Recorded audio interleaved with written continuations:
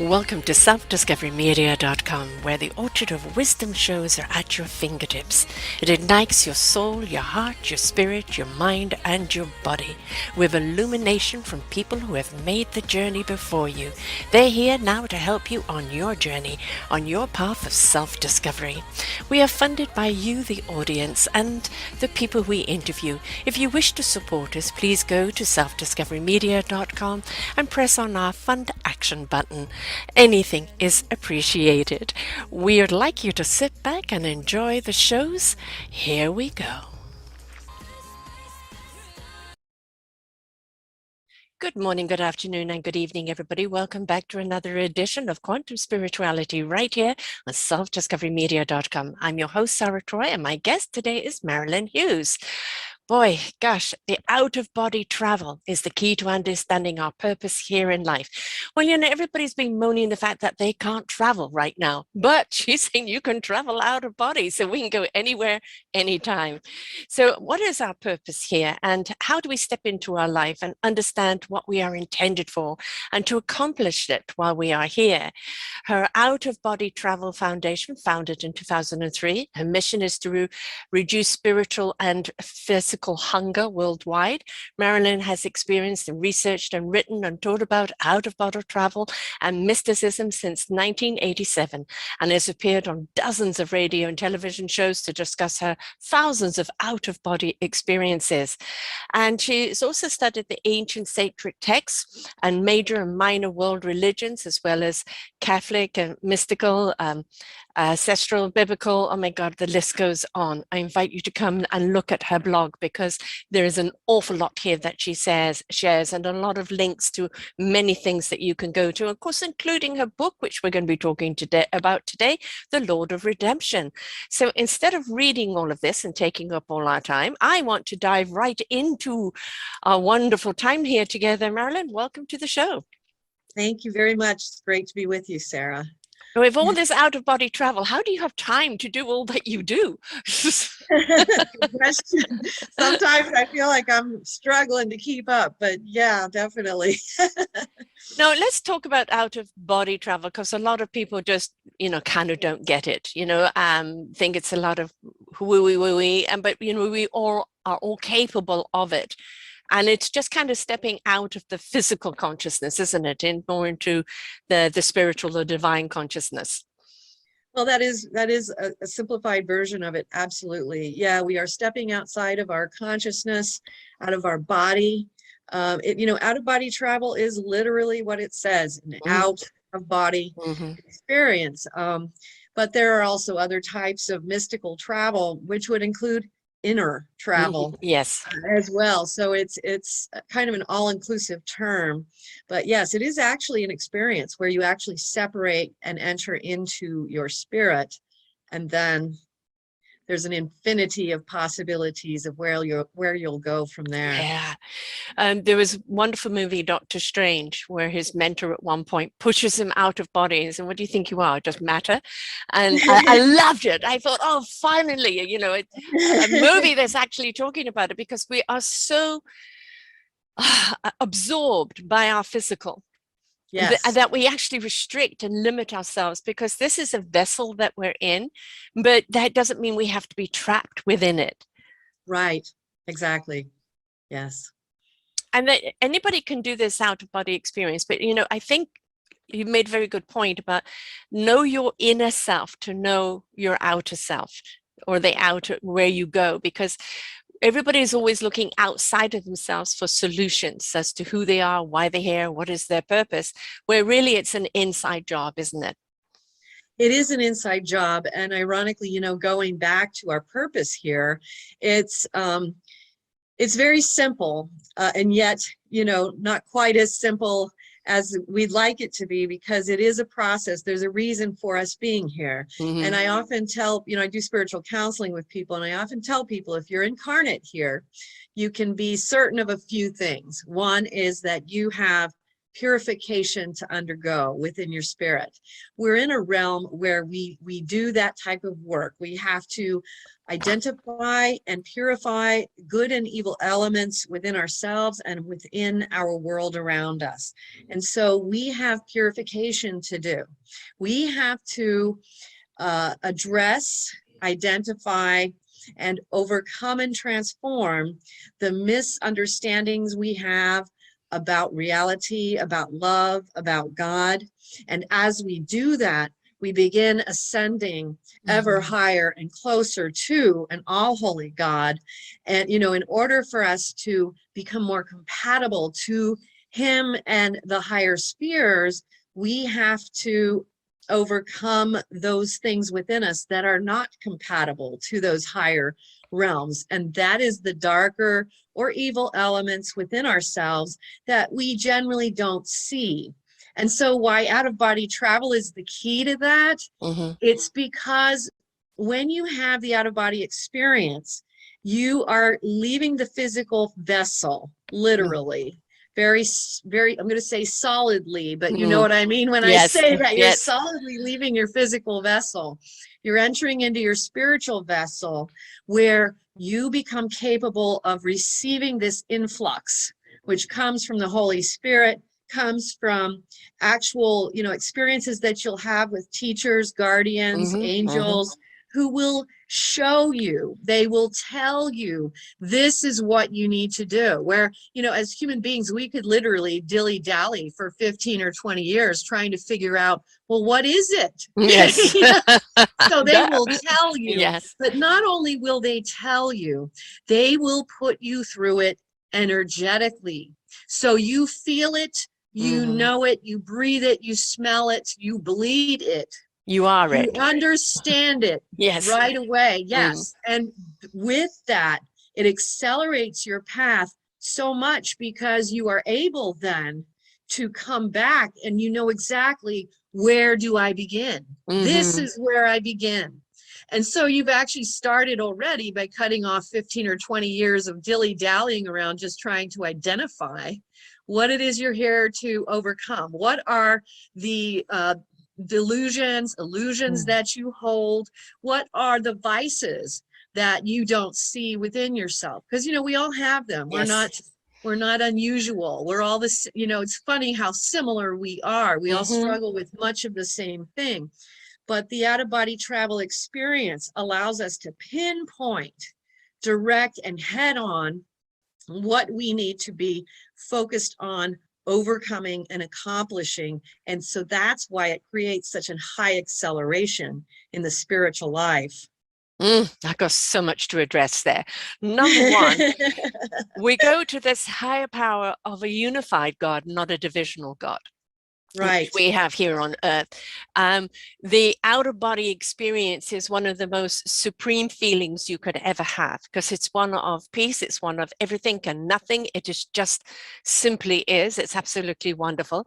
And the other thing is the knowingness. You know, I always say the knowingness, it kind of comes to the gut. You don't know why you know, you just simply know. And it goes through your heart in resonance and truth into your spirit interaction, and your mind will know what it needs to know when it needs to know it, right? Yes. And, you know, when we step into that and we trust that beautiful divine information and guidance, we are more able to complete our transactions here on Earth with more clarity and understanding.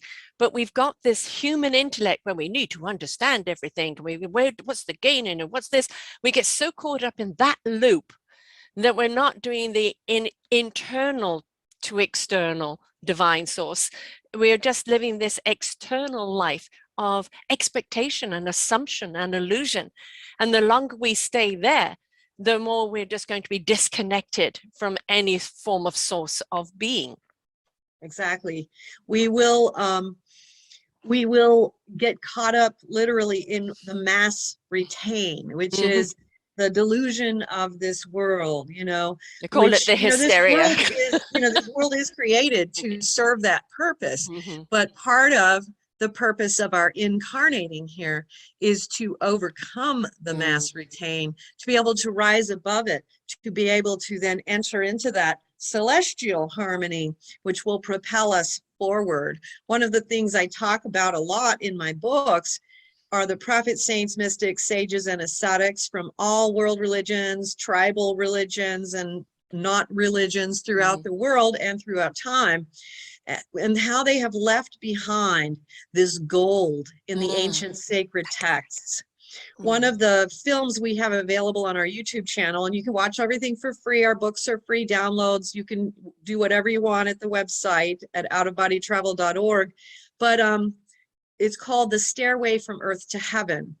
And the reason it's called that is because of many experiences that I had, out-of-body experiences, where I saw the ancient sacred texts, individual texts were forming steps and a staircase from our world up to heaven, hundreds and hundreds of them, because these prophets, saints, mystics, sages, and ascetics have left behind in words the last and most important things that they found out and discovered before ascending this realm, before finishing up here. Right. You know, so Yes. that's why it's so important. It's like we don't realize, oh, wait a minute, we're trying to find out, well, what is it that I'm missing? And we have these thousands of ancient sacred texts left behind by the masters who did figure that out. So that's why I say the best teachers are those that have gone before us, right? Right. And also yeah. kind of you can relate it to grade school. You know, we start off and so many people have chosen to stay in kindergarten. Right. But, you know, with each grade, we are learning and ascending more into the wisdom until we graduate, right? Yes. And it is, we can't get to graduation without going through the grades. Yes, some people do jump a few grades, right? Because they're ascending a lot faster, but we still have to go through the process to understand what we are ascending to actually understand what we were meant to be here. And it's always paying it forward, they say, but I think kind of paying it back as you go. You leave the wisdom behind you like trails, you know, like breadcrumbs for other people to find along the way, because that is quintessentially what we're here to do, is to serve yes. one another in our own beautiful divine spiritual growth. Yes, absolutely.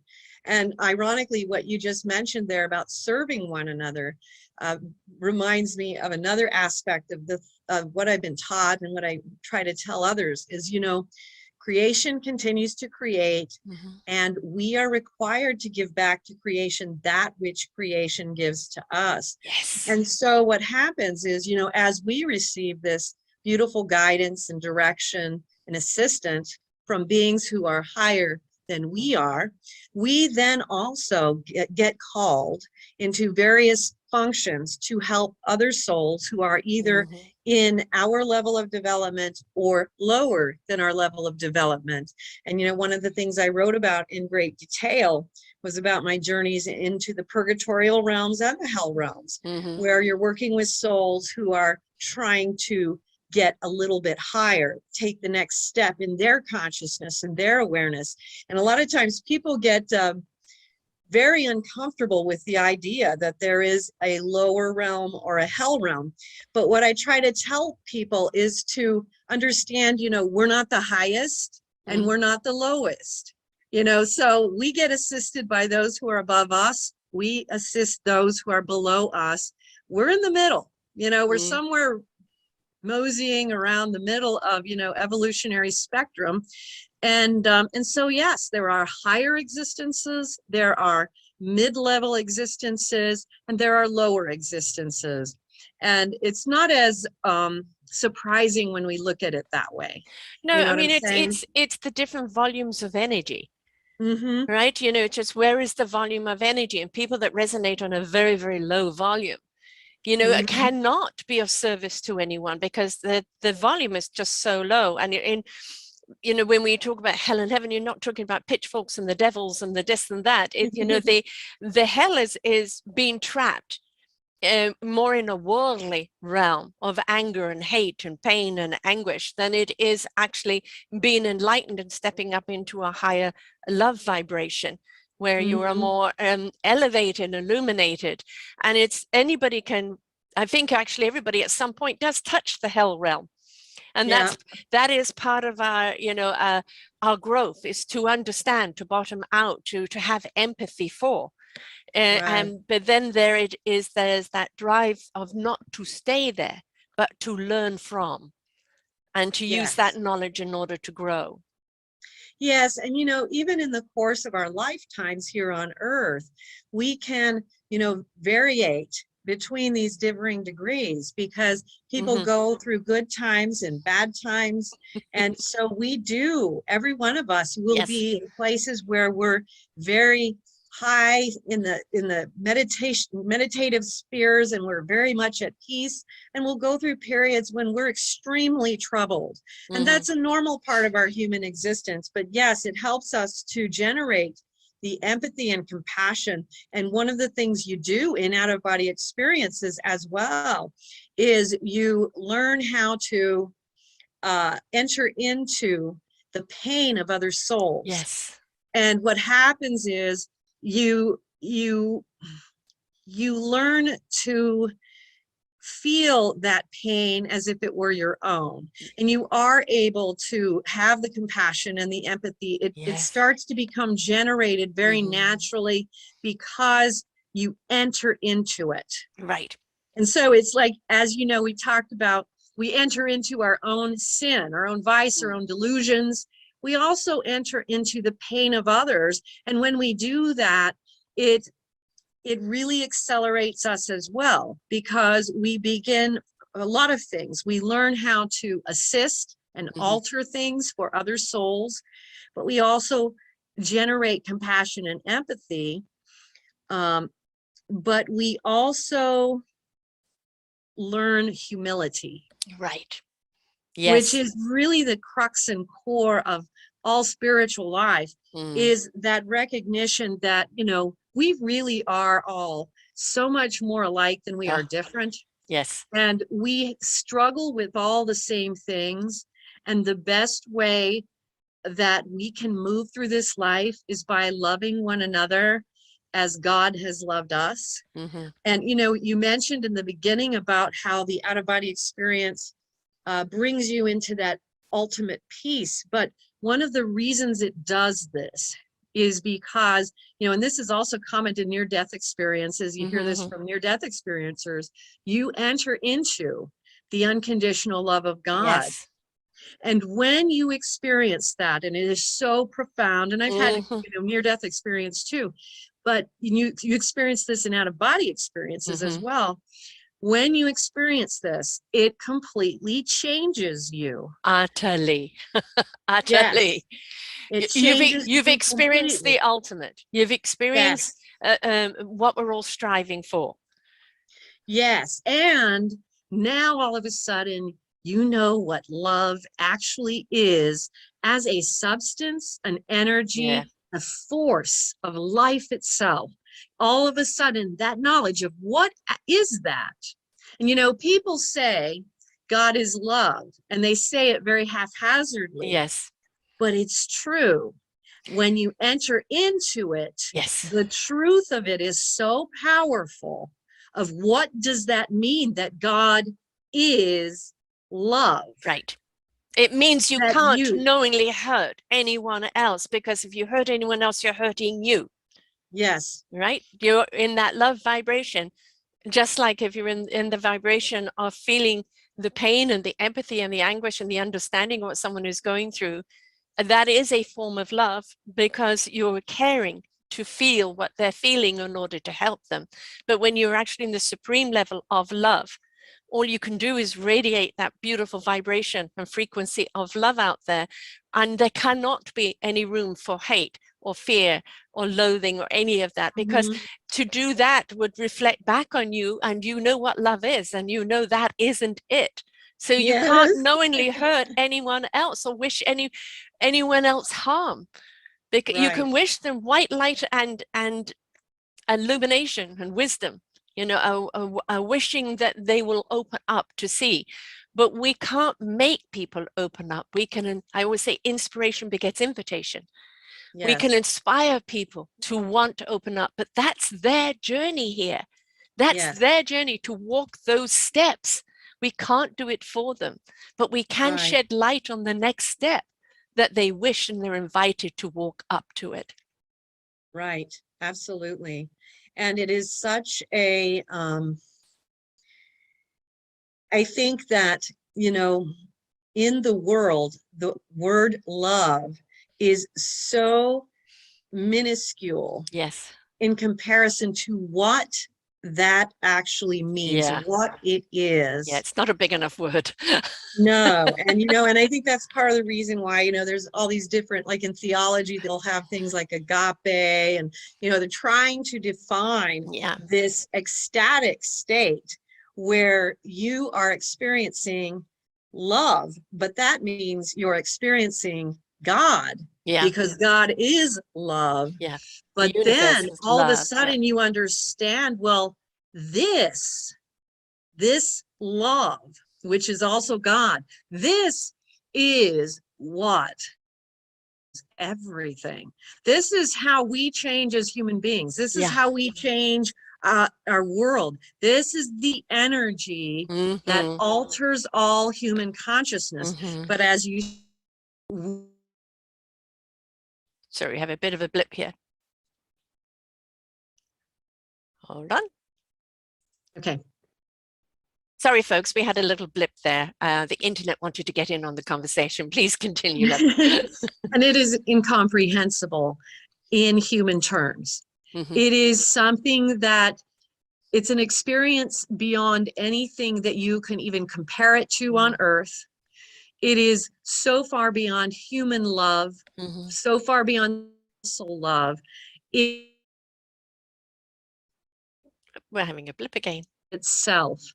And this is the matter.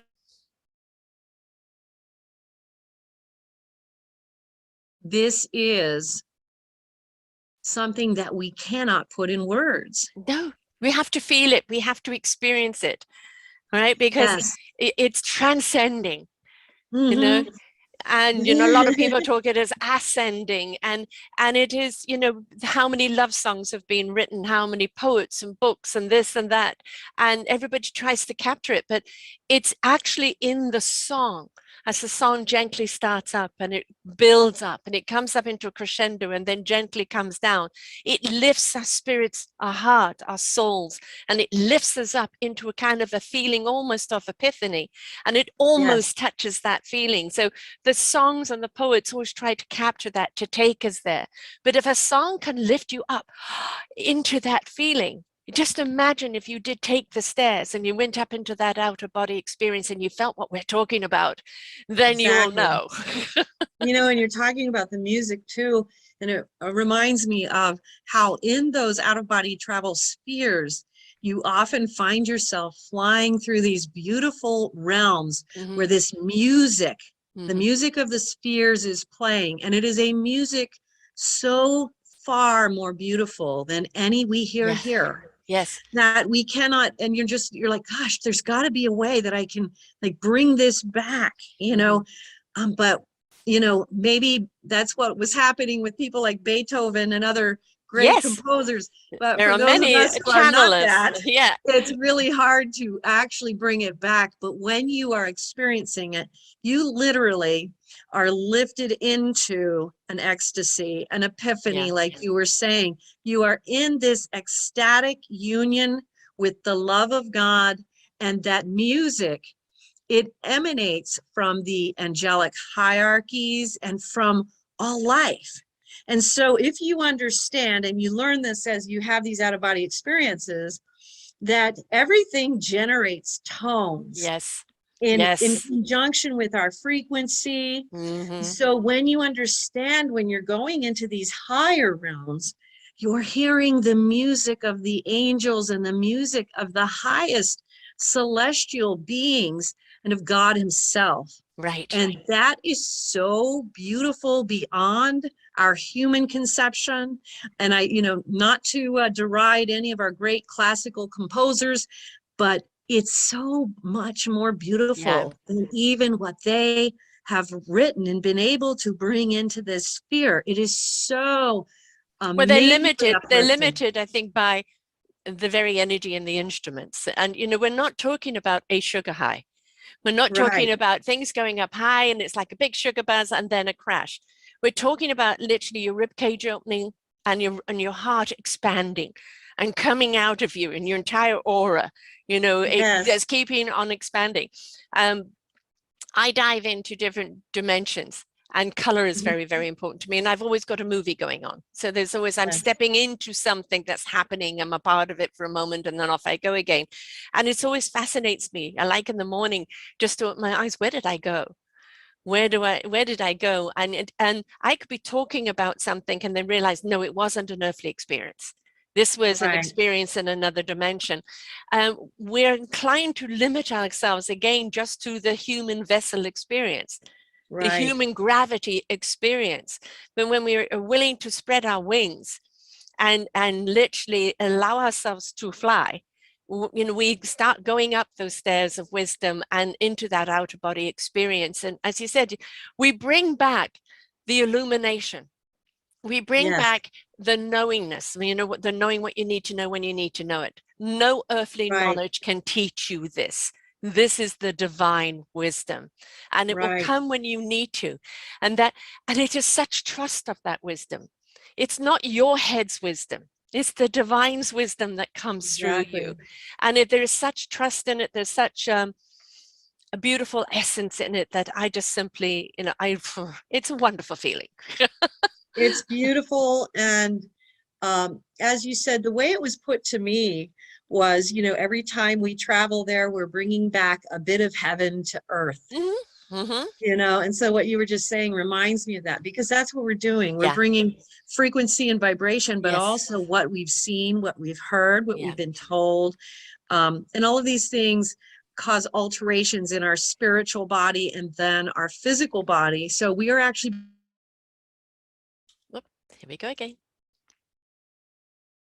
talked about the purification journey, you know, but it's, you know, what came to mind when you were describing that was there is as great a difference between us here in a third dimensional mortal earthly realm and the heavenly spheres as there is between where we are and the lower hells. Yeah. It is such a huge leap from where we are. And, you know, when we think of it this way, when you talked of, you know, not just seeing things from our earthly eyes, this is why, because we are only seeing third dimensional creation. Exactly. And there is that huge difference between us and these higher spheres and the worlds that reside there. And so we have to surrender and allow ourselves to see what, you know, as St. Paul put it, eye has not seen and ear has not heard, which is absolutely exactly what it is, you know.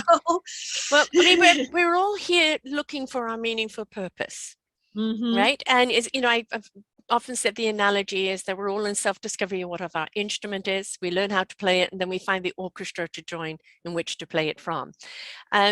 You know, it's knowing what our purpose is. And I know, as much as I would love to ascend to that higher level, like with the work that you're doing, I know I am on that side of the bridge, leading people to the wisdom they know for the people who have gone before.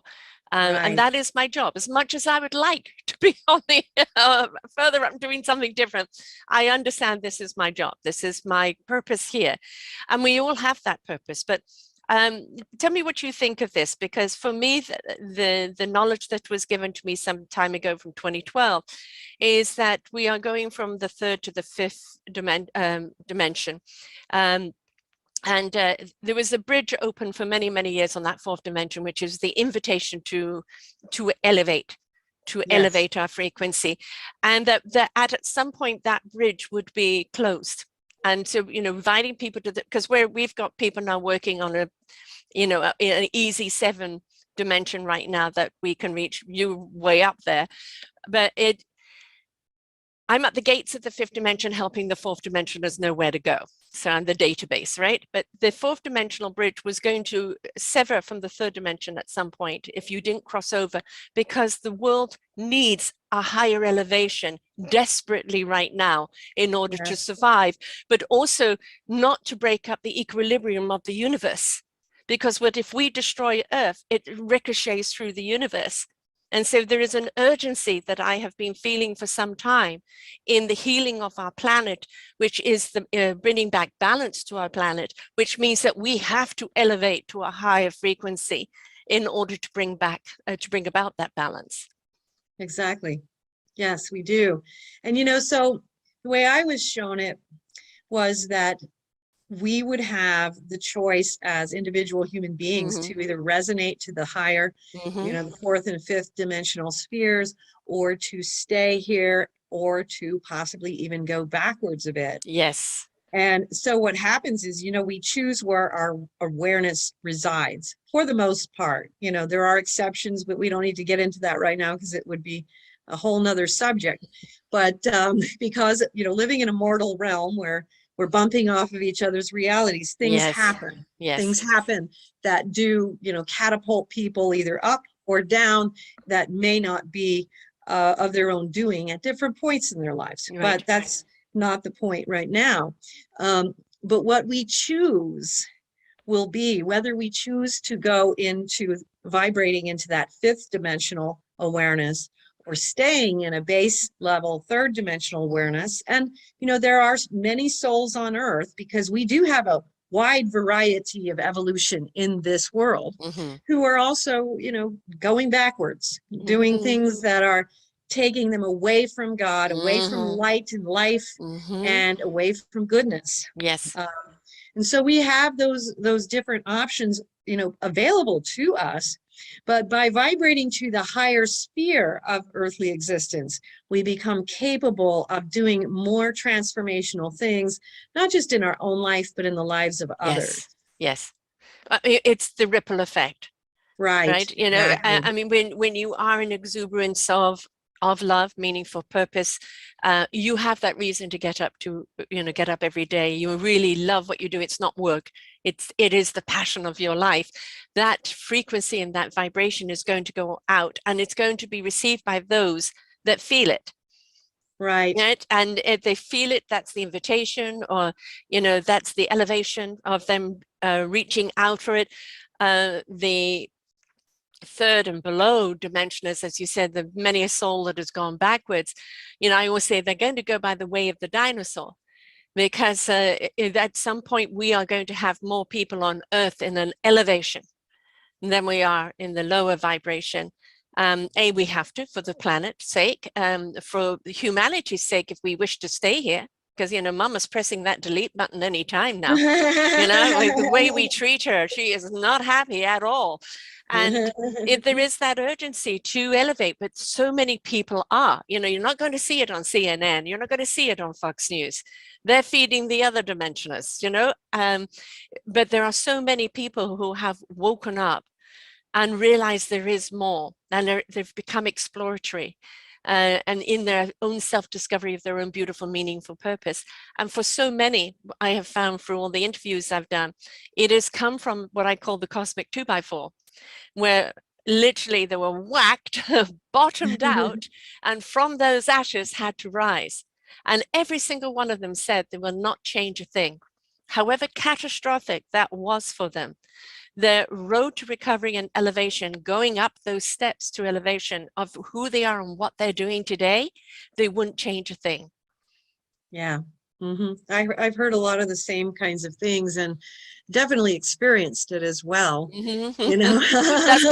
That's part of the course here, isn't it? To experience it. We learn from the difficulties that are presented to us in our lives. And so, you can't knock the technique because it's working. You know what I mean? Yeah. Do you have to make it so hard? And do you have to make it so hard? Because it is our reaction as to what happens to us, which decides how difficult it's going to be for us. Right. Yes. Well, exactly how we handle difficulties in life. And, it is one of the common elements of all the writings of the saints, the fathers of the church, the ascetical mystics and preachers and wandering itinerant monks, they all spoke of how it is handling suffering and difficulty with patience, discipline, and grace that actually has the tendency to purify us more effectively than anything else. Yeah. I've interviewed an awful lot of people on meditation. And I am not one of these people that can be in silence in meditation, because off I go traveling, what it is keep the human mind occupied doing something mundane, and then the spirit can go and be where it needs to be, and that is relaxing and restful and centering for me. But one of the ones I had, Michel Pascal, he literally takes people into Times Square, COVID aside, and has them meditate amongst the chaos. And, we teach meditation in the silence, but what does that do for you when you're in the chaos? We want you I love that story you just shared. That is a great method. Right, because you need to learn how to be still. As he says, be the mountain amongst the chaos. And it's right. You have to find your peace within because I say that a lot of what's going on in the world right now is like a hurricane, like a tornado. And it's very easy to sweep you up in its hysteria. So we have to find our center, our place, which is our peace, our place, which is our calmness. Otherwise, it's very easy to get swept up in it. And all of a sudden you're twirling around going, what the hell happened? Exactly. Yes. And what you're trying to do is you are, and I'm a big meditator, and sometimes when I meditate, I travel, but I am able to meditate and just experience the silence and the stillness as well.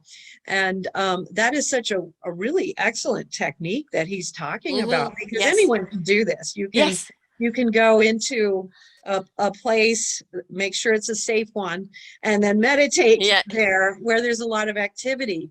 But it's also a great allegory to what meditation really is, and also the practice of life, the practice of detachment and imperturbability, being able to be amidst the world but not of it. Right. We all get caught up in the idea of entering the drama, and we've all done it at different points in our lives, because that's part of karmic purification. You do that. But what you learn as you proceed further and further in the path is that there is very little worth getting caught up in. Yeah. Now, there are things that people go through where they're going to go through a difficult time. If you go through a horrible loss, you're going to go through that. You're not going to avoid it or sidestep it. You're going to You're in it. You're in it. Right. Yeah. But there is a way, and this is, goes back to all the great, Zen teachers and the Taoist teachers, all the way back to Lin Jai, where we're able to realize we have the choice of where our point of awareness resides in this life. Some of the greatest writers of the ancient sacred texts lived during horrific times. Yes. But if they had not chosen to place their awareness in a higher thrust, their words, which are now eternal and available forever, which guide us out of this cyclic, circling of, doing this over and over again, would never have come to pass. Because if they had chosen to just get wrapped up in the drama of the moment, the latest political crisis or the latest thing to get upset about, then you will never actually be able to bring something in from heaven to earth that actually has this transformative ability, which is eternal and goes beyond that moment. Right. It will last forever. And it's ready for you when you're ready to receive it. The teacher will come when the student is ready. And it's like, you can't turn around to someone and say, you've got to do this. You've got to read this, because at that point, it doesn't mean anything to them. They're not at the right level to read it. Right. I mean, but we can also read something or a saying even, that says something to us at one point, and another point we hear it and, oh, it has a totally different meaning, right? Yes. So the thing is to have that beautiful knowledge constantly floating around, ready for the people when they're ready to receive it. Because when they're ready to receive it, they can act on it. Yes, absolutely. And so when we are in the process of trying to achieve that, we have to simply always remember to step outside of ourselves. Yes. By doing that, you have that Zen Taoist perspective of just being present. Yeah. In the moment, and whether you're doing the carrying the water, chopping wood, where the duties of life are acceptable. They're a pleasure because they are just part of that being present in what is needful for the human life and the human body at that moment. But those moments become transformative because of the point of awareness that soul or master places their focal point. So, you can be doing the exact same things, carrying water, chopping wood. Yes. And one person will be like, I'm so sick of carrying water and chopping wood. The Zen master, the Taoist master, would be joyful, gleeful, because he is carrying water and chopping wood. He is taking care of the necessities of life, and that is a hallowed, holy thing.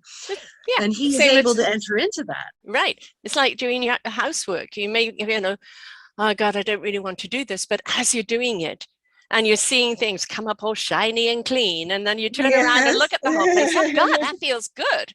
And so, resistance is futile. We are going to have to clean house in order to have that platform, right? And we can't avoid. I live with an 88.5-year-old, and she's been doing puzzles since she was 4. And she gets lost in her puzzle, where literally it's each piece. Where does it go? That's all she's looking at. The way she sees the puzzle, and just she can do a 1,000-piece puzzle in 2 or 3 days, and she's just absorbed in it. And, make her a cup of tea, she forgets it. And that is a form of meditation in many ways. That focus, and this is why, wax on, wax off. If you remember, it is the repetitive movements gets you into a rhythm. And life is a rhythm. Energy is a rhythm. It's constantly in flow. So it's kind of making something rhythmical that it becomes a perpetual, and then you kind of get lost in it, right? And in that, when I'm driving, I don't listen to the radio or anything. My human mind knows what it's doing, and I just allow whatever needs to come to me to come to me. It is very peaceful and relaxing for me. Unless you get a crazy driver that wants to cut you off, and then that's a different thing. Then it changes it for a little bit. Your focal point. But yes, we can all relate to that. But then you turn around and you look at the beauty. I live here on Vancouver Island in BC, and my daughter lives down island in Nanaimo, and I have to go over this Malahat Mountain. And it's, people, I don't like it because it's one lane and it's windy. I love it, because it's one lane and it's windy, and there's all the rocks. And when we had the freezing, all the waterfalls that were frozen in a moment, and the snow kind of up on the mountains, and it was just wonderful.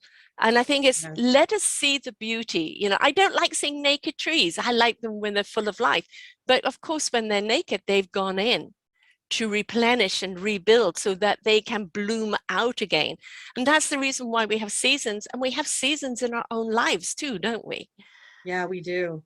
Definitely. We have the different types of lessons that we'll learn in childhood, in young adulthood, in mature adulthood, and then in what's called elderhood. And, that's coming from just the Native American understanding of the medicine wheel and the sacred hoop, which is the circle of life, absolutely, where we do have these seasons. And ironically, with the sacred hoop, it is also compared to the seasons. Yes. So, the stages of life are spring, summer, fall, and winter. And spring is childhood, summer is young adulthood, fall is maturity, and winter is elderhood. And, you know, so you're talking about the beautiful icing over in winter. And, you know, so in winter, we see things slow down. Yes. Things ice over, and it's a time of less activity.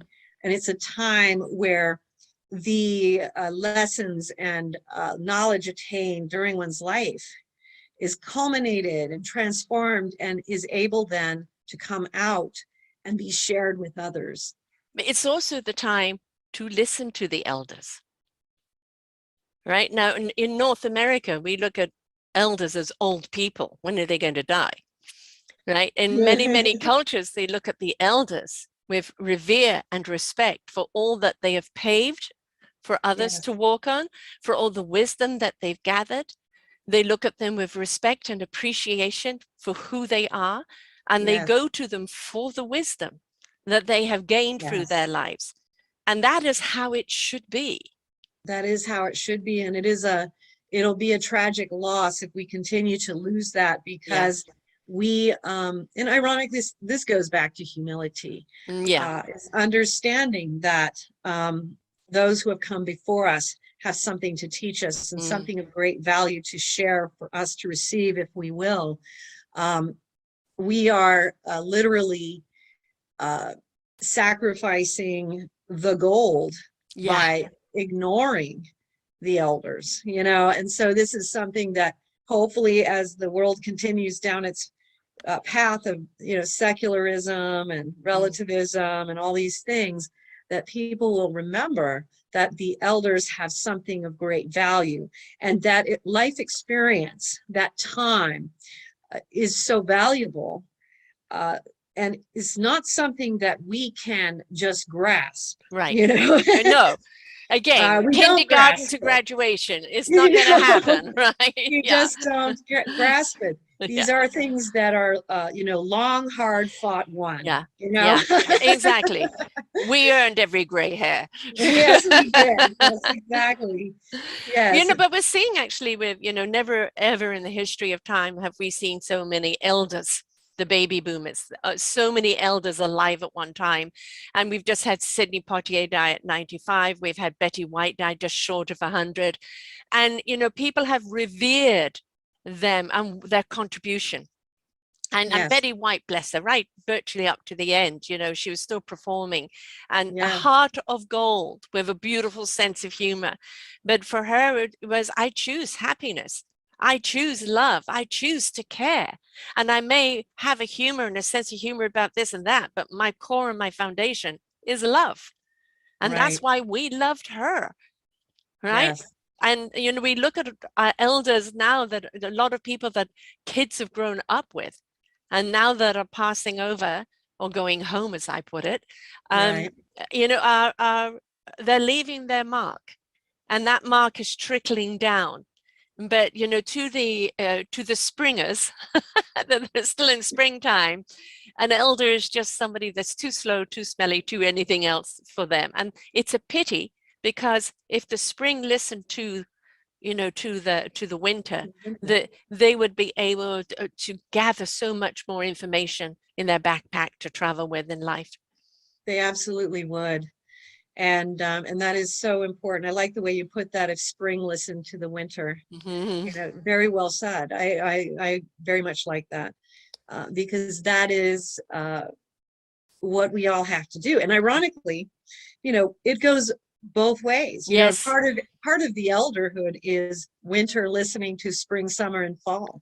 You know, because in elderhood, you know, the hope is that the elder soul has achieved this humility of recognizing that there is something to be gained from everyone's experience. And so there is a listening spirit, a willingness to hear, but it also does have to be where the spring, summer, and fall listen to the winter as well, because the winter has this knowledge of having lived so many years. We've lived all the seasons. We have. And And yeah, so when winter has listened to what you have to say in spring, summer, or fall, be willing then to hear how they might translate that to you from elderhood, because Right. from elderhood and from the winter speaks the essence of experience that Hmm. cannot be understood or gained in any other way. And listening to that experience uh, can literally be the difference between what path you might choose, Right. in taking in that perspective, that Yes. over overlying, experience that comes across a lifetime. I'm 67, so I'm up as the elder. And I was watching a movie last night called Fallout, and it's about a shooting at a school. And it Mm-hmm. was a couple of girls that were hiding in the bathroom. They're just hearing the screams and the shooting, and they don't know if they're going to be next. And one guy rushing in, blood covered in, and his brother has just been shot in front of him. And it was the different reactions, of not being able to go back to school, the different emotions. One of the young people is irate and he's going to fight this and he wants the law to change. And, Mm-hmm. everybody else going through their own stage of grief and overcoming the fear and coming back into self. And I think as an elder, we need to actually understand what our spring, our youth of today are going through. It's Yes, different to what we went through. Now, we went through our own horrors, as yes, did our we did. generation before us, etc., etc. But if Right. we can understand the kind of horror they're going through right now, there is more than empathy, and there is more being able to reach out and speak to them where they're at. Yes. Not in my day, they don't want to hear Mhm. that. They want to hear, I'm glad this didn't happen in my day. We were up against this, and this is what we had to overcome. But Yes. can you share with me what you're feeling right now? And a Yes. lot of the time, we are looking for permission to express our feelings, but very often we don't know how to express them. Yes. Well, and what came to mind when you were talking about that, and such a poignant example of where the winter should hear the spring. But it also reminded me, you're talking about these different reactions to the same event. Mhm. And, taking that to the ancient sacred texts, I always found it fascinating when you look at the apocryphal writings, because each of the apostles had written their own gospels, their own acts, their own apocalypses. And each of those apostles had a very different reaction as Mhm. well to the crucifixion of Christ. Mhm. And, there was a lot of, and continues to this day to be a lot of, debate over, well, which books should we use because we want to promote this Yeah. particular theology, but kind of missing the point that psychologically, each Mhm. of the apostles would experience such a traumatic And they event. should all be included Yeah, because they they would be all that they speak to experienced somebody. Yes. Oh, frozen again. was not included in the canon of, and the reasoning for it was because um, they wanted to have books that supported the doctrines of redemptive suffering and all that kind of stuff, which is a relevant point. But interestingly, and I think most people, if they think about what happened with Peter denying Christ and all those things, Peter experienced the crucifixion in his gospel, where he believed that Christ did not experience any of the pain or suffering, that he transcended it. But Ah. isn't that a normal psychological reaction to that kind of trauma under the circumstances Mhm. that Peter went through? And then each of the others, we know the gospels that are in the canon of the New Testament, but they all had a different Mhm. reaction to it. And so I personally think that all those reactions are vital and important, And all just should be like with out there. these Yeah. young people who are having Yeah. this unique reality now Yes. that is unfortunately happening. and each one has a different psychological reaction, Mm-hmm. but a different reaction as to what do I do with this experience, Mm. you know? Yeah, I'm a true colors coach, so it always comes through me all the time, the 4 key personality traits that we operate from. And Mhm. it's how it is how we perceive things and how we interact, right? Because it's our Right. perception. And if we understand what our key perception is, then we understand how we're coming across. But it's also understanding other people's perception so that you can change your Yes. dialogue to them to understand what you're talking about. There is no one size fits all. And we have, since the beginning of time, tried to make one size fits all. And it just Yes. doesn't work because we are these wonderful little complex creatures. And we all do have different perceptions and learn it different ways and have different emotions and feelings. Why would we have Yes. so many different key emotions if we weren't meant to go through them? And so we should have representation of those emotions, of those feelings, of that perception, because then Mhm. we would have more understanding of how we feel, what we can do about it. And then there would also be more rounded conversation in sharing those perceptions. And then we wouldn't have so much division and divide Exactly. because we would have a more wholesome understanding. Well, and that brings us back to as well to the what you started with was with the thought of how, God is the unity and we are the multiplicity, which is something I speak about a lot in my writing, Yes. which is again, when we choose to ignore that, we're pushing more and more into divisions and multiplicity Yes. and further away from unity, the one, which is where God is found. Right. And so we find God by cultivating the information, the exchange, the knowledge contained within each experience, Yes. because every human experience has something to tell us Mm-hmm. and something of value, And it's a you know? unique experience to that person. Right, Mm-hmm. exactly. Yes. And so, this is one of the reasons too, why those ancient sacred texts are also, fascinating, because each of those masters Mm-hmm. had a different Mm-hmm. experience of how they found God, how they found their way Right. to transcend this human experience and go to the next level of spiritual development when they crossed over. And so, we see that uh, that idea and understanding of the oneness and the multiplicity all across the board. And one of the things I tell people about the ancient sacred texts too is, if you want to get to know somebody, what do? You get to know their friends, right? Mm-hmm. And the prophets, saints, mystics, sages, and ascetics are the friends of God.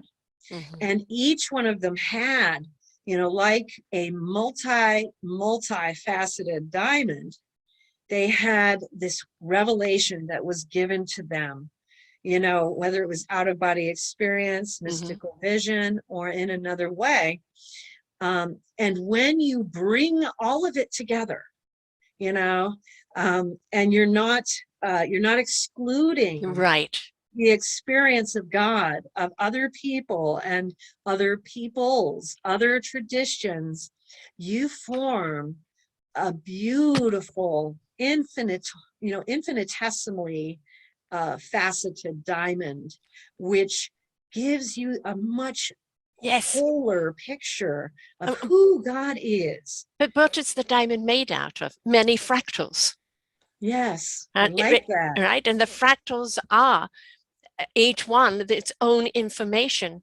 And when we Yes. ask people to be part of the collective, we're not asking you to be part of the Star Trek Borg, No. right? We're not asking you to abstain and being who you are. We're asking you to bring your beautiful essence of who you are to the collective, your Right. beautiful instrument to that orchestra of life, to play Yes. that beautiful instrument in many ways that Yes. resonates out with people. Do not take the blinkers off, take the boundaries off. Energy has no borders or boundaries. Energy is abound. Live in Yes. your abundance of your energy and allow yourself to be. And in your own beautiful fractal, you will gather together other beautiful fractals that will make a beautiful diamond. That is the point of it all, right? That diamond can't be made without those fractals. Exactly. Exactly. I well said. You know, what you just said so beautifully, you know, uh, packages many experiences that I've had, Mhm. over the years, and in bringing it together. So Mm. yes, absolutely. Yeah. Be willing to explore. You've clearly been a person hasn't allowed any boundaries. You've lived, which is one of the things I talk about, just essential to being a human being on this life is live in exploration. Yes, I Explore. love that too. And it's also part of living in exploration Flushed your face. is being willing to be wrong. Yes. Yes. So being open enough to allow Mm. God to teach Yeah. you rather than you decide this is how reality is and I'm going to go prove it to myself. And then the You ego steps in. allow it Yeah. to be shown and given to you as it is. Right. And what's so amazing about that, as is that it's always so much more vast and more beautiful than anything we could think of. So Right. we do so much better to surrender to God and Mm. let him show us. And when we do that, we accelerate exponentially in the spiritual life because we have, and again, what we talked about humility is, humble yourself to God. Yeah. Let God be your leader and he will, he Yes. will.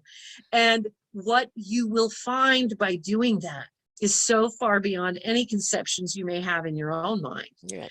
of what is the truth, what is Right. my purpose here. That will all be revealed in ways that are far beyond anything you can imagine. Right. I want to talk about being wrong. In that moment, your truth was based on your knowledge.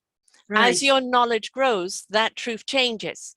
Exactly. Don't let the ego get in and defend the wrong knowledge. And Yes. don't persecute yourself or anyone else for admitting they were wrong and now they know something different. Well, that is so well said too. And what also happens is that we definitely go through these stages, many of which are very easily delineatable through, there's a whole mystical theology is the science of the soul. There's all these stages that the Christians, the Catholics, and many of these religious faiths have laid out as like the ages of the spiritual life. And it is normal that in the earlier ages we will find a truth, but that truth will only be partially true. Right. And as we go to the next age, we will find, oh, I understood it only in part. Right. And then as you go to the next age, it will be opened up to you all the more. And by the time you get to the elder winter years, Mm-hmm. you'll find that many of the understandings you started with Right. were small in comparison to what they really are. But we don't have a problem with that because we know that is the natural progression of that The evolution of our lives. exactly. Exactly. So we, like when we see it in other souls and they're going through these things, it's not necessary to try to correct it, expand it. It's like, okay, I identify where they're at here, and that is good. They're moving forward. Make it exciting. Mm-hmm. I was operating on this knowledge. Now there's this knowledge. This opens up a whole new pathway. Yes. Be excited to learn more. Yes. We are such defensive creatures, and we've constantly feel that we have to be on defend. Otherwise, somebody is going to belittle us, demean us, persecute us, etc. Stand tall in your knowledge. Not Einstein. Oh gosh, I'm trying to remember the guy that actually ended up in the wheelchair. Had the very unusual disease. Yes, thank you. He admitted that he was wrong, and as he discovered and something else, and now apparently a young person's come up to prove him wrong, right? Yep. And he won't be a person to say, but no, I was right. It will be, well, what did you find? Yes. right? Mm-hmm. It's, What you did know, you it's find? especially in the Exactly. science world, just because you've discovered one thing doesn't mean that when you turn it around and you look at it some other way or you add a different ingredient, suddenly it's something else. Yes. Always be Mhm. inquisitive, always be Yes. willing to learn, to expand, because that's Well, what and we're you here know for. what's really awesome about that too is that, as you know, and what I've also experienced is that the more you experience, the more you realize that the vastness of God is just not something that the human mind is going to fully comprehend in No, this life. So what we are even capable of achieving in that is still only going to be a tiny little right. microcosm of who he is, or what love is, this Yeah, universal being that we all live within. And when you have those experiences where you are just bathing in universal being, you realize there is nothing that you're going to be able to do to explain it to yourself right. or to another soul. You just know in that moment, wow, Yeah, and okay. Um, it's even greater than I realized the yeah. last time. And it was even greater than what I realized the time before that. Yeah. And years into Why my do journey, yeah, well, before you get there, but how many lives do we actually have in order to actually learn? And that's the reason why we keep yes, coming back, right? So in your journey, in my journey, you find that having had thousands and thousands of experiences after decades and decades, because I'm up there with you in the elderhood here, um, you just find that there is always more. yes, There is always a greater knowledge, a greater beauty, and there's always more that will awaken you more, and it will challenge something from before. And that is how it works, and that is exactly how it is supposed to work. And it's okay that, because that is ironically when we get caught up in defining things mm, too abruptly, and that's what often happens, when religions became or come into being, they're taking a great revelation, an out-of-body experience, a mystical revelation of some kind. They're trying to put it in structure. And that doesn't work, no, because the out-of-body experience, the mystical experience, is outside of those bounds. And so it's not as you're controlled energy. opening, don't worry about it. Yeah, If you're constantly challenging what I saw before, what I knew mm, before, because that is exactly how it opens up within us. yes, And that is how it is intended to be, because there is no box. right, folks. Please listen. No box. No That's the box. Amazon box you get goods in. It's not what Yes, you are in. We are energy that needs to be constantly fluid, constantly on the move. We are exactly. energy beings that constantly need to be on the move, emotionally, Creation physically. continues to create. Exactly. Exactly. Do not try and contain it, box it, label it. No, that will always backfire, and it always Yes, limits people. And then you get people that then combust out of it because yes, they just can't be restrained anymore. And you've got other people who die inside of it themselves yes, because of it. Then you've got other people where it becomes almost like an addiction to the doctrine that they yes, can't think or feel for themselves. yes. And what we have to remember about that, because, um, I've studied all these different schools Mm. of theology. I find it fascinating, and You there don't is a sleep either, purpose. do you? I mean, I'm sorry, what? you've got multiple yous in other dimensions that you give this homework to, right? Yes. But you also have, so we know that, there's a purpose for theologians and for people who do that. And it definitely serves a purpose. And I find it fascinating. But I also know, as a mystic, as someone who Mm, has out-of-body experiences, that yes, the knowledge of God cannot be confined by it. It right. does help. It helps us. And this is, again, realizing that God provides helps to us. So it does help us as a human world to kind of codify all revelation and kind of bring it together in a way that's systematic and makes sense to most people. But when you enter into the realm of the mystical, it has to change, because mystical, and this is why mystical theology is different from all the rest, because of the fact that God directs it. Yes. Man does not direct it. Right. And Right. so you have to remain open, just as you said, constantly creating and becoming new. And so I loved how you put it and appreciated this as a great, teacher from the elder of, don't get caught up in worrying about it. Exactly. When it's like something that you previously believed is altered, because it will happen over and over and over again.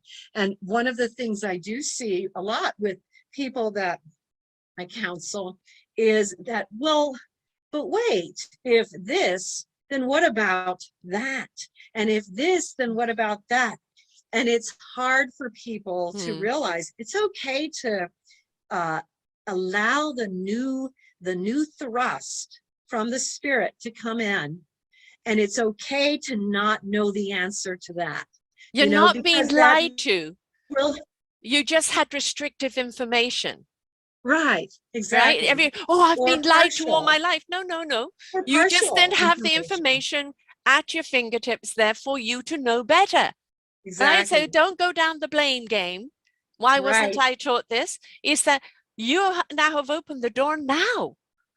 In the present, in the gift of the moment. Yes. Now, what are you going to do with it now? It doesn't matter where you were yesterday. It's where are you right now? Exactly.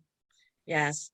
And, I liked what you said there too, about you opened the door and now it's opening to you. You can't close it after you've opened it. Yes. But isn't that the secret though, too? Yes. Because that is one of the secrets, is you have to open that door. But once you do, it's all going to open. And it's all going to change for the better. and there are knowledge junkies. And then it's what they do with the knowledge. Again, I go back to, it doesn't matter how much knowledge we know, but how much wisdom do we have in knowing how to use that knowledge? And I always believe that wisdom must be in partnership with the knowledge, because knowledge on its own can be dangerous. It can be ignorant. But when you have the wisdom along with the knowledge, you really know how to use that knowledge in a more fruitful, creative, productive way. Yes. Absolutely. There's a lot of very ignorant people out there with MDAs and BBAs and DDAs and everything else. And it's like, but where is their humility? Where is their connection? Where is their wisdom? They're resting on the laurels of knowledge, and they don't realize they have a wonderful amount of knowledge there that they could use. But instead, they're just hiding behind the knowledge, as opposed to having the wisdom and knowing how to use it to the benefit of themselves and mankind. Exactly. Yes. Which is important. Well, talking about knowledge, I mean, God, how many books have you written? 104. What? I'm trying to write one.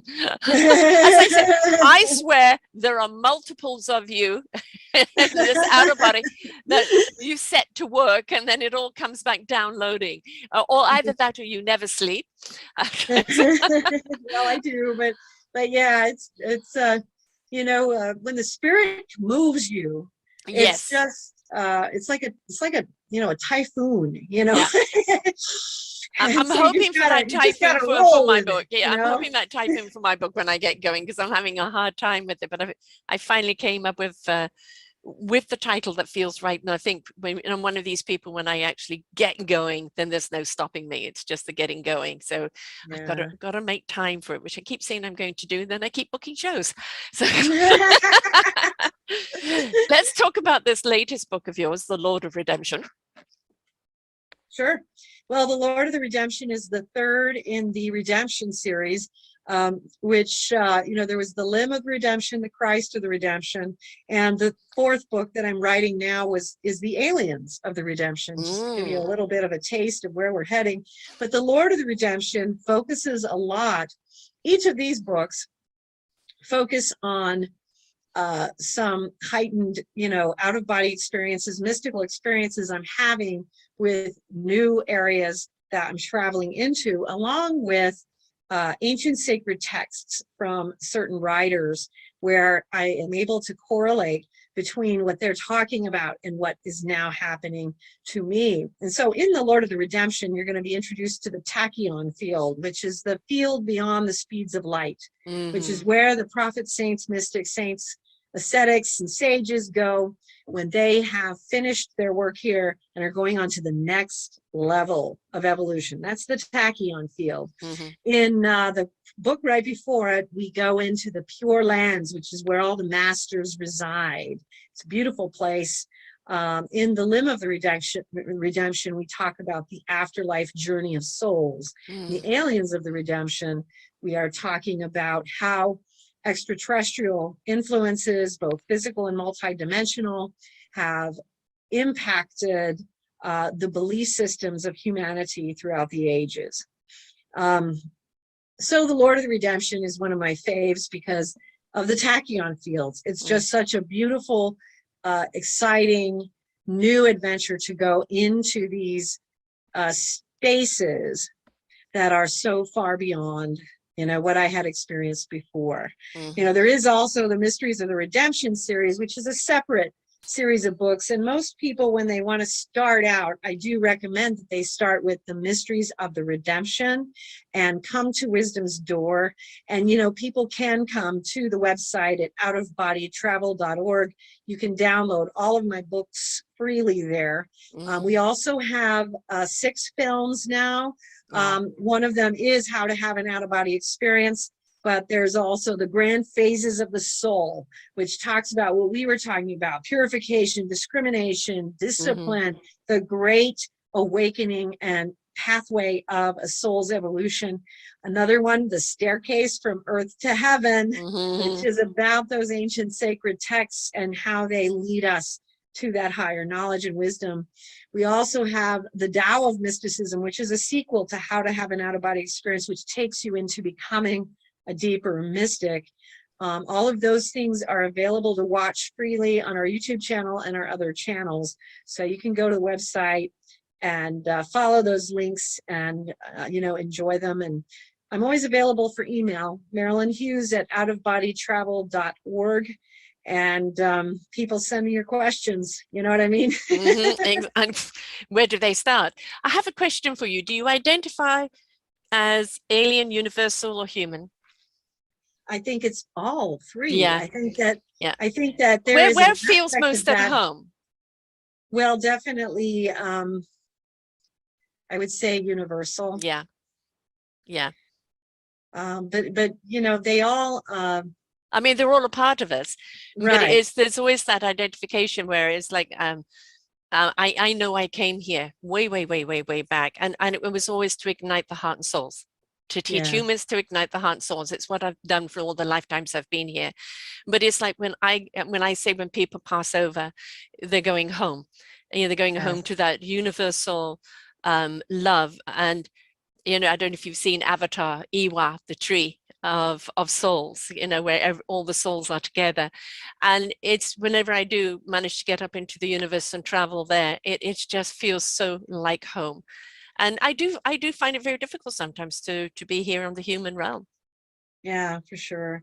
And speaking of Avatar, I'll just make another quick mention. We are in development with Dean Lyon, who was the visual effects supervisor on Lord of the Rings, and he also worked on Avatar. Right. So we're doing that, bringing the Mysteries of the Redemption and its sequels to film or TV. And so season 1 is written. Wonderful. When, where? How are we going to get it? Will be, we're in development, so we're waiting on the financing, but there's a lot happening in terms of, we have a studio that is getting the special visual effects equipment. It's called an LED wall. They're getting that installed. The original date we're hoping for is May 16th. We'll see if that holds, with the stock market being as it is. It could change things a little bit. We could have a delay, but we'll just go with God's timing, and we'll do it then. Yeah. Whenever it's put together. Yes. Well, we're in the year of the tiger, which is the water tiger, which is good because, water is a beautiful conduit. It's very calming, but the tiger is very progressive with high energy. And I really do feel right now, all of a sudden the volume is being turned up. There is an excitement, there's almost an expectation, and there is a kind of a permission right now to rise up. As I said, my saying I was given, which is the shake it up, wake it up, to step it up, change it up, and grow up. The double entendre on the grow up is grow up vibrationally, but also grow up as human beings, right? Let's get our priorities by. But I really do feel right now that there is anything to do with the understanding of the universe, of God's universe, of the mystical, of how we can reach that higher level, that higher vibration. I think at the present moment, a lot of people are very hungry for. And I think the energy surge at the present moment is going to push all of that availability further and push more and more people towards it to know more. Yes, absolutely. Yes. Exciting times. Yes. I want to have you back again. You are a pure delight. You're just like, thank you. We've only touched on one level right now. There's so many multiple levels of you. Most certainly, please come back again in the future. When the TV show gets up going, I'd love to be talking about that. And you're just, a wonderful, divine encyclopedia of wisdom. So, thank you for accepting your role here and doing the work that you're doing, because it's clearly very, very needed. And for people who are wanting to know more, for people who are, you're not for the people who are just dipping their toes in the water. You're for the people that are really, the water's at least up to the ankles. They're beginning to feel that vibe there, and they want to immerse themselves in the water. And so, all the books that you've written, all the guidance that you've given, it's a wonderful place for people to explore. And as they explore with an open mind, an open heart, and an open soul, and an excited spirit, they're going to be able to grow up those stairs very, very quickly. Yes, absolutely. So once again, the site is outofbodytravel.org, and I'd love to see you there. Great. This has been absolutely wonderful. Folks, get her books, watch her YouTubes, just tune in to everything she's got going there, whatever level you are at. There is no wrong or right. There's just the willingness to allow yourself to explore without dictation, without expectation. Just immerse yourself into it and allow yourself to become. Until next time, bye for now. We hope that you enjoyed the show right here on selfdiscoverymedia.com. Please tune in to our selfdiscoverymedia.com/shows, and you will see all the other genres that we have from you. Every week on Tuesday, we bring you new shows from illuminating people. If you know someone that should be interviewed, please contact us at info@selfdiscoverymedia.com. Now stay tuned for your next show.